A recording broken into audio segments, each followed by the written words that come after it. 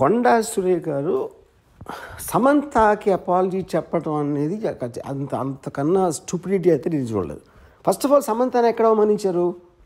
కొండా సురేఖ అవమానించలా, పొగిడారు. యాక్చువల్గా ఎందుకు పొగిడారంటే అక్కడ ఏమంటున్నారు ఆవిడ, నాగార్జున నాగ చైతన్య ఇద్దరు కలిసి ఒక మామగా ఒక భర్తగా ఒక కోడలిని ఒక భార్యని తనకున్న ఒక ఆస్తి కాపాడుకోవడానికి వెళ్ళమని ఫోర్స్ చేస్తే తను కాదని చెప్పి విడాకులు ఇచ్చి వెళ్ళిపోయింది అని. అక్కడ సమంతకు అవమానం ఏంటి? సమంతని పొగిడినది. యాక్చువల్గా అవమానించింది ఎవరిని?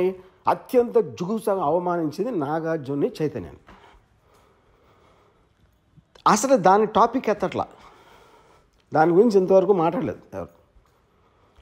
సో ఇప్పుడు ఇలాంటిది చెప్పడం కన్నా అంటే అక్కినేని కుటుంబం అంత ఉన్న హుందాతనం, వాళ్ళకున్న extraordinary reputation, most dignified and reputed, అది ఒకసారి పక్కన పెట్టి ఏ ఇంట్లో అయినా ఒక మామని భర్తని ఇలాంటి ఆరోపణ నేనైతే నా జీవితంలో ఏం లేదు ఇలాంటిది.